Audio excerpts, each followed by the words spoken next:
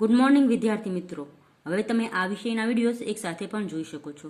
તેના માટે વિડીયો નીચે મારી ચેનલનું નામ છે, તો ચેનલમાં જઈ પ્લેલિસ્ટમાં જશો તો આ વિષયના વિડીયોઝ એક સાથે જોઈ શકશો. તો મિત્રો, ગયા વિડીયોમાં આપણે શીખતા હતા ગુજરાતી ધોરણ 7 દ્વિતીય સત્રનું કાવ્ય નંબર 15 ગ્રામ માતા. ને આ વિડીયોમાં આપણે આ કાવ્યનો અભ્યાસ શીખીશું. અભ્યાસમાં સૌથી પહેલો પ્રશ્ન છે, નીચેના પ્રશ્નોના ઉત્તર માટે આપેલા વિકલ્પોમાંથી સાચો ઉત્તર શોધીને તેનો ક્રમ અક્ષર ચોરસમાં લખો. તો પહેલો પ્રશ્ન છે, આ કાવ્યમાં ગ્રામ માતા એટલે ખેડૂતની પત્ની. ક જવાબ સાચો છે. બીજું છે, ઘોડે સવાર યુવાને ગ્રામ માતા પાસે શું માંગ્યું? તો ઘોડે સવાર યુવાને ગ્રામ માતા પાસે પાણી માંગ્યું. ઘ જવાબ સાચો છે. ત્રીજો છે, આ કાવ્યમાં કર્તા શબ્દ કયા અર્થમાં પ્રયોજાયો છે? તો આ કાવ્યમાં કર્તા શબ્દ ભગવાનના અર્થમાં પ્રયોજાયેલો છે. ખ જવાબ સાચો છે. ચોથો પ્રશ્ન છે, શેરડીનો રસ પીતા પીતા રાજા શું વિચારે છે? તો શેરડીનો રસ પીતા પીતા રાજા શેરડીના પાક વિશે વિચારે છે. ગ જવાબ સાચો છે. પછીનો પ્રશ્ન છે, નીચેના દરેક પ્રશ્નનો એક એક વાક્યમાં ઉત્તર આપો. તો પહેલો પ્રશ્ન છે, બાળકો કુતૂહલ પૂર્વક કોને જોઈ રહ્યા હતા? તો જવાબ છે, બાળકો કુતૂહલ પૂર્વક ઘોડે સવારને જોઈ રહ્યા હતા. ઘોડે સવારે ખેડૂતને શું કહ્યું? તો તેનો જવાબ છે, ઘોડે સવારે ખેડૂતને કહ્યું, મને તરસ લાગી છે, તું મને થોડું પાણી આપ. ત્રીજો પ્રશ્ન છે, વૃદ્ધાએ ઘોડે સવારની તરસ छिपावવા શું કર્યું? તો તેનો જવાબ છે, વૃદ્ધાએ ઘોડે સવારની તરસ छिपावવા શેરડીના રસથી ભરેલો પ્યાલો ઘોડે સવારને આપ્યો. ચોથો પ્રશ્ન છે, વૃદ્ધા ફરી રડતા રડતા શું બોલ્યા? તો વારંવાર શેરડી કાપવા છતાં રસનું એક ટીપું ન પડ્યું. ત્યારે વૃદ્ધા રડતા રડતા બોલ્યા, ધરતી રસહીન થઈ છે, રાજા દયાહીન થયો છે, એ સિવાય આવું બને નહીં. પાંચમો પ્રશ્ન છે, વૃદ્ધાના પગે પડીને ઘોડે સવાર શું બોલ્યો? તો વૃદ્ધાના પગે પડીને ઘોડે સવાર બોલ્યો, એ રાજા હું જ છું, હે બાઈ મને માફ કર. હે ઈશ્વર, એ રાજા હું જ છું, મને માફ કર. પછી છે સ્વાધ્યાય. તેમાં પહેલો પ્રશ્ન છે, નીચેના પ્રશ્નોના ઉત્તર લખો.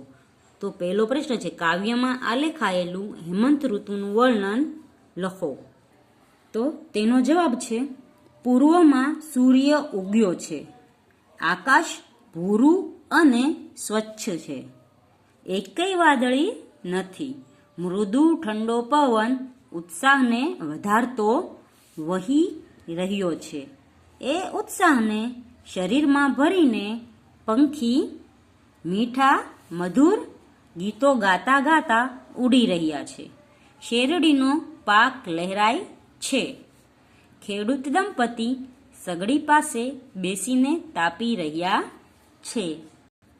બીજો પ્રશ્ન છે, તમે ક્યારેય કોઈ ખેતરની કે વાડીમાં ગયા છો?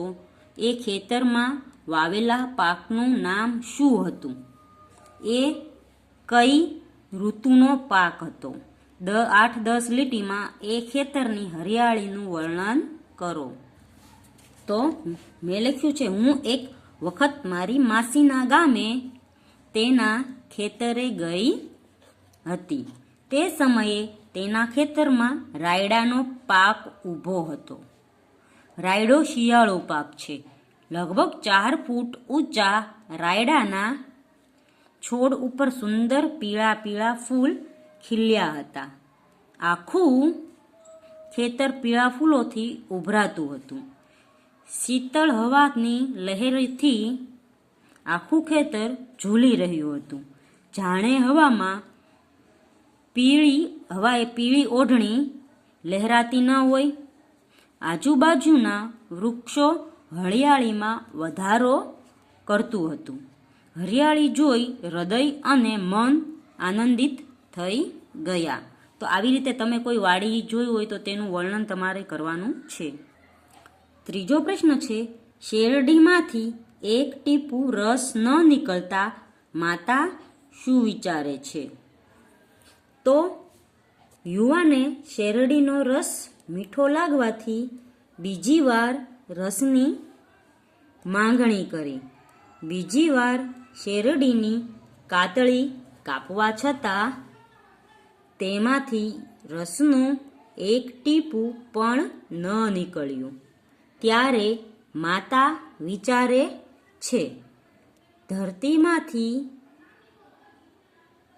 આમ એકાએક રસ કેમ સુકાઈ ગયું?